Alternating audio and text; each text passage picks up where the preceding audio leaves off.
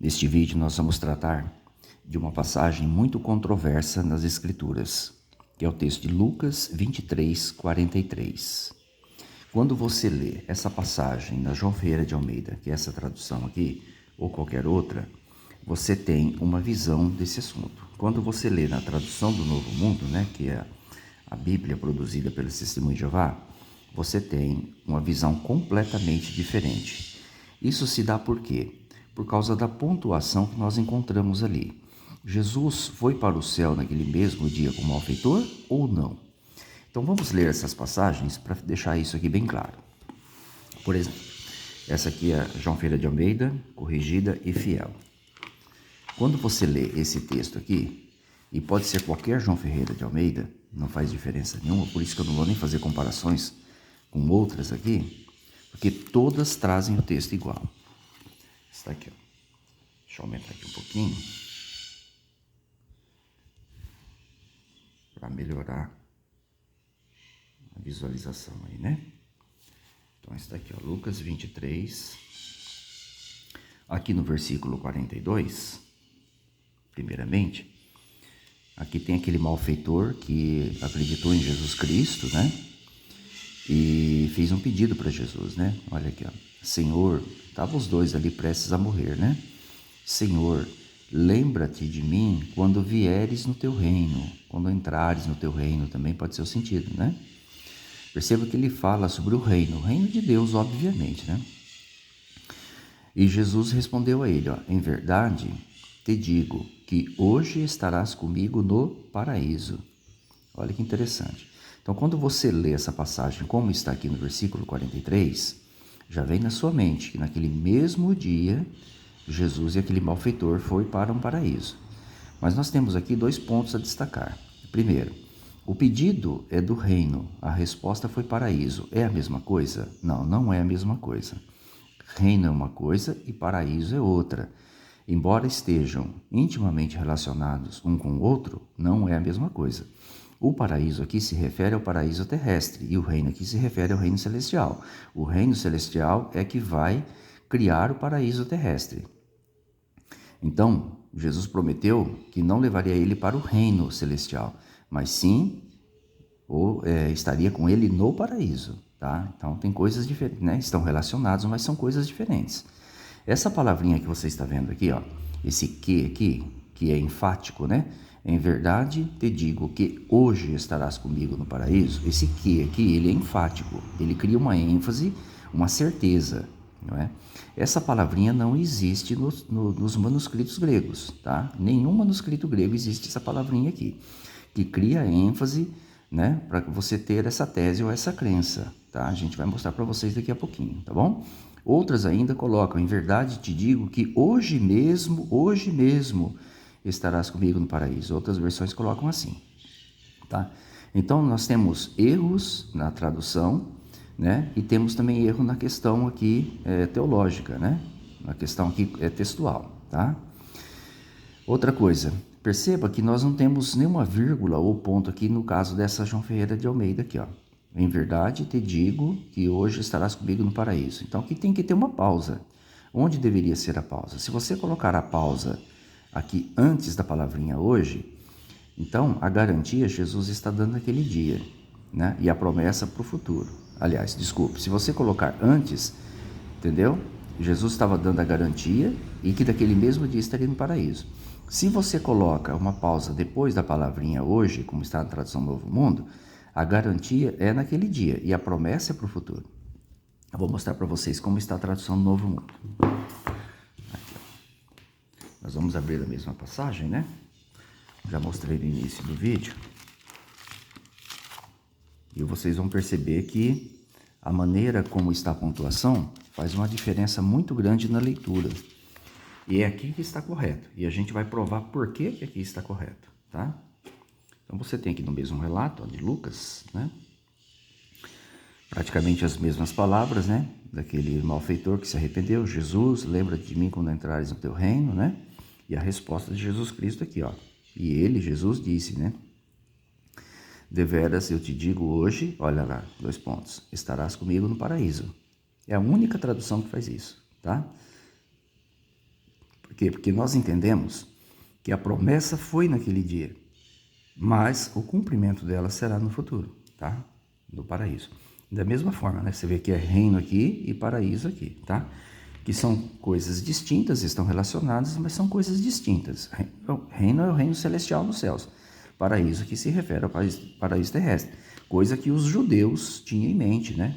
Que era a restauração da terra, né? Por meio de um Salvador. Então eles não tinham em mente, de modo geral, assim, que iriam para o céu viver no céu. Então o paraíso aqui, na mente dos judeus, sempre se referia ao paraíso terrestre a ser restaurado por causa das promessas que estão na Bíblia, né? Deixa eu pegar aqui uma Bíblia grega para vocês verem como que é. Essa aqui, ó. Deixa eu diminuir um pouquinho para vocês verem, ó. Aqui, essa aqui é o Novo Testamento grego analítico, né? Palavra por palavra. A gente vai fazer a leitura aqui, tá? Antes de fazer a leitura, eu quero deixar claro para vocês que eu não sou um exímio leitor de grego, né? Então a gente consegue soletrar algumas palavras, né? E usar o dicionário para poder dar uma explicação para vocês aí, tá bom? Então não repare aí possíveis erros na leitura que eu vou ter, né? Então nós temos aqui o versículo 43 de Lucas, tá bom? Aqui é o 42, aqui é o 44, né? Como você encontra nas Bíblias em português. Então o texto diz assim, ó, Kai pen auto, amen soi, lego, semeron, met emu, essen, ento, paradeiso. Então, trocando por miúdos, e respondeu a ele. No caso aqui, Jesus respondeu ao malfeitor, né? Jesus está aqui, ó, tá? Olha aqui, ó. Amém, ou deveras, né? Por certo, ó. Por certo, eu digo, né? Por certo, lhe digo, lhe falo, né? Ó, hoje comigo estarás em o paraíso. Quando a Bíblia foi escrita, na época que foi escrita aqui pelo escritor Lucas, possivelmente uns 30 anos depois da morte de Jesus Cristo, né? Como todos os outros escritos da Bíblia também foram dessa época para frente, não havia essa distinção entre letra maiúscula e minúscula que você está vendo aqui, ó. Não existia, era tudo maiúscula naquele tempo, tá? Todas as letras maiúsculas. E a escrita era corrida. Era corrida. Então, essa separação que você está vendo aqui de versículos ou de vírgula, né, onde quer que tenha no texto, só apareceu, né, no grego moderno. Isso muitos séculos depois da Bíblia ser escrita. Então, quando a Bíblia foi copiada de idioma para idioma e foram preservados também os manuscritos gregos, que passou a ter uma diferenciação entre maiúscula e minúscula, né, vírgula, ponto final, coisas assim, ponto de interrogação, isso foi muitos séculos depois. Então, o texto originalmente, você lia isso aqui sem a separação, isso aqui já estava aqui, tá? Só para você ter uma noção aí, tá bom? Então, essa diferenciação passou a existir muito tempo depois da Bíblia ser escrita. Então, os eruditos, os estudiosos no decorrer do tempo, eles precisavam colocar pausas na leitura, pausa para pensamento, para mudança de pensamento, né? E onde eles deveriam colocar? Obviamente que eles seguiram a tendência, né, ideológica deles, tá? De acordo com as suas crenças é que fizeram a pontuação. Então, aqui mesmo, quando você lê essa pontuação, já dá a entender que naquele mesmo dia o Jesus e o malfeitor foi para o paraíso. Por quê? Porque a vírgula está antes da palavra hoje. Essa aqui é a palavrinha hoje, ó. E respondeu a ele, deveras ou por certo, né, te digo, olha lá, a vírgula aqui, ó, hoje comigo estará em o paraíso. Veja que não tem o que nem o mesmo, tá? Só para vocês verem aí, tá bom? Então, nós vamos mostrar para você que essa pontuação aqui faz muita diferença. Se ela vem do lado de cá, entendeu? Jesus está afirmando naquele dia. Mas a garantia do cumprimento é no futuro. Se ele coloca a vírgula aqui antes, já dá a entender que naquele mesmo dia estaria no paraíso com o malfeitor. É óbvio que isso não aconteceu e a gente vai provar para vocês por que isso não aconteceu? E essa pontuação aqui, né, que foi seguida por outros tradutores, está errada. Tá? Vamos pegar aqui a própria João Ferreira de Almeida mesmo, para a gente poder analisar isso aí. Tá? Nós temos aqui algumas características, algumas coisas que derruba a tese de que daquele mesmo dia Jesus foi para o paraíso com aquele malfeitor. Muitos imaginam, talvez, o Espírito foi alguma coisa assim, né? Então seria parcialmente, né? Uma parte de Jesus no malfeitor foi para o céu, como se fosse o Espírito, como alguns defendem, né? Mas não tem nada que indique isso, né? E que esse Espírito encontraria, né, no céu com a outra parte que seria ressuscitada depois. Então, uma confusão muito grande. Então, a gente resolve isso aqui de maneira muito simples. Deixa eu mostrar para vocês aqui. Nós temos aqui um diálogo de Jesus Cristo, um diálogo de Jesus com Nicodemos. Tá? Esse Nicodemos, né, falou sobre a sua esperança de estar com Jesus, alguma coisa assim. Aí Jesus respondeu para ele, Jesus disse, na verdade, eu te digo que aquele que não nascer de novo não pode ver o reino de Deus. O reino de Deus nos céus, obviamente, né? Aí Nicodemos respondeu, né? Como pode um homem nascer sendo velho? Pode, porventura, tornar a entrar no ventre de sua mãe e nascer? Aí Jesus foi mais claro e mais específico. Jesus respondeu então, na verdade, te digo que aquele que não nascer de água e espírito não pode entrar no reino de Deus. Então, note só.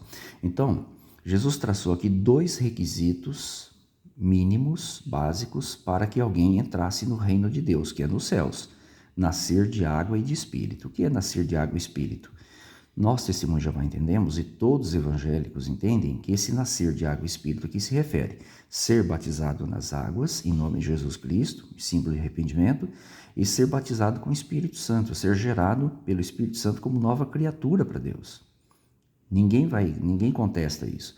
Então, a menos que a pessoa passe por esse processo, não pode entrar no reino de Deus. Aquele malfeitor arrependido, ele nem era discípulo de Jesus Cristo. E muito menos passou por esse processo que nós estamos vendo aqui. Então é impossível, à luz das Escrituras, que ele fosse para o reino de Deus nos céus. É impossível que isso acontecesse, porque fica claro, né, segundo as palavras do próprio Jesus Cristo, que aquele que não nascer de novo não pode entrar lá. Aquele que não nascer de água e espírito não pode entrar lá. E aquele malfeitor arrependido, por mais que ele tenha se arrependido, ele não passou por esse processo, até porque ele não era nem discípulo de Jesus Cristo, né? Então, esse aqui é o primeiro ponto. É interessante que essa fala de Jesus foi antes de Jesus morrer, embora foi escrito depois, tá? Agora, aqui o apóstolo João faz uma narrativa sobre Jesus Cristo, aqui mais ou menos uns 60 anos depois da morte de Jesus, que é quando ele escreveu o Evangelho de João. E olha o que ele diz aqui. Aqui já é João fazendo uma narrativa, dando uma explicação sobre o Espírito Santo. Olha, ninguém subiu ao céu, seja o paraíso, o reino, seja qual for, senão o que desceu do céu. Quem que desceu do céu? Jesus Cristo, obviamente, que era conhecido como Filho do Homem. Essa expressãozinha que você vê aqui, que está no céu, essa aqui é um acréscimo, isso aqui não existe. Embora Jesus já estava no céu, né? Mas essa expressão que está no céu não existe nos manuscritos, tá?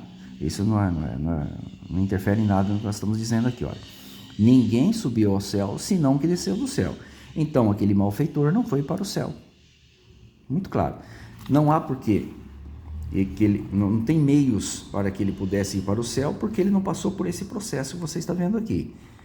E aqui o apóstolo João deixa claro que ninguém subiu ao céu, a não ser aquele que desceu de lá, que é Jesus Cristo, né?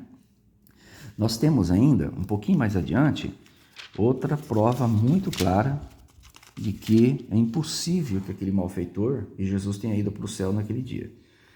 Quando Jesus foi ressuscitado e ele se encontrou aí com algumas mulheres, né? E as mulheres agarraram ali as suas vestes e tal, né? Prestando ali alguma reverência a ele, Jesus disse, não me detenhas, porque ainda não subi para meu Pai, que é Jeová que está no céu, né? Mas vai para meus irmãos, e dize-lhes que eu subo para meu Pai e vosso Pai, meu Deus e vosso Deus. E como nós sabemos, Só 40 dias após Jesus dizer essa frase aqui, é que ele de fato subiu aos céus. Ou seja, depois que Jesus morreu, ele ainda ficou 43 dias na terra. Ele não havia subido ainda para o Pai. Então nós temos aqui mais uma prova clara de que Jesus nem foi para o céu e nem o malfeitor. Até porque se Jesus ficou 43 dias aqui na terra, né? 43 dias ainda aqui na terra após a sua morte, e aquele malfeitor tivesse chegado no céu, obviamente tinha chegado antes dele, né? Então ele teria se adiantado na frente de Jesus Cristo, né? Então são provas claras de que a ressurreição não aconteceu naquele dia. Aquele malfeitor, ele está, portanto, na memória de Deus para ser ressuscitado, né? Na memória de Jesus também, obviamente. Outra passagem, para a gente concluir aqui, está em Colossenses. Ó. Deixa eu abrir aqui para vocês verem. Colossenses.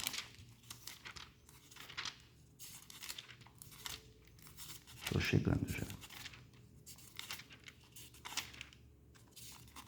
Jesus Cristo, ele é chamado 2 vezes nas Escrituras de Colossenses. Eu estou abrindo Colossenses aqui para vocês verem, tá? Colossenses 1,18. Esse termo aqui é aplicado a Jesus Cristo 2 vezes, que é essa palavrinha aqui, ó, primogênito dentre os mortos, tá? Olha aqui, ó. Ele é a cabeça do corpo da igreja, é o princípio e o primogênito dentre os mortos. A palavra primogênito tem o sentido primário de primeiro gerado, né? Primeiro dada a luz dentre os mortos. E diz, para que em tudo tenha preeminência. Olha que interessante. Jesus Cristo é o primeiro homem que morreu? Não. Jesus Cristo é o primeiro que foi ressuscitado? Não, até porque ele mesmo realizou algumas ressurreições antes de morrer. Então, em que sentido Jesus é primogênito dentre os mortos? Então, ele é num sentido diferente, num sentido especial, para a ressurreição celestial. Então, o primeiro gerado, o primeiro dado à luz dentre os mortos para um propósito diferente, ou seja, aquele que foi ressuscitado, o primeiro que foi ressuscitado dentre os mortos para a vida celestial. Porque todos os demais que foram ressuscitados, mesmo por Jesus Cristo e os anteriores, ou mesmo pelos apóstolos depois, eles morreram novamente e aguardam uma nova ressurreição quando Jeová no futuro for cumprir suas promessas. No caso de Jesus Cristo, não. Então ele já foi ressuscitado e já ganhou a recompensa dele nos céus. Por isso que até usa a expressão, para que em tudo tenha a preeminência, né? Ele seja o primeiro em tudo. Então ele é o primeiro dentre os mortos ressuscitado para a vida celestial, já ganhou a sua recompensa, já ganhou a imortalidade. Por isso que ele tem esse destaque aqui que a gente chama, né? Se aquele malfeitor tivesse sido ressuscitado e levado para o céu, essa frase para Jesus não teria sentido. Jesus não seria o primogênito entre os mortos para um propósito especial de Jeová, tá? Então fica muito claro para todos nós aí que a pontuação que você encontra aqui na tradução do Novo Mundo é a correta. O vídeo ficou um pouquinho longo, né? Mas o objetivo eu tenho certeza que vai ser de ajuda aí para as pessoas que têm dúvidas, né? Então a tradução do Novo Mundo, ela pontuou de modo correto, por quê? Porque ela deixa claro que a garantia Jesus estava dando naquele dia, mas o cumprimento e a realização da promessa seria de fato no futuro, tá? Diferente das outras traduções que faz essa confusão toda aí, ok? Espero que esse vídeo sirva de ajuda para todos vocês, né? Possa ajudar os estudantes sinceros também da Palavra de Deus. Que Jeová abençoe a todos e aguarde o próximo vídeo que a gente vai fazer. Um forte abraço.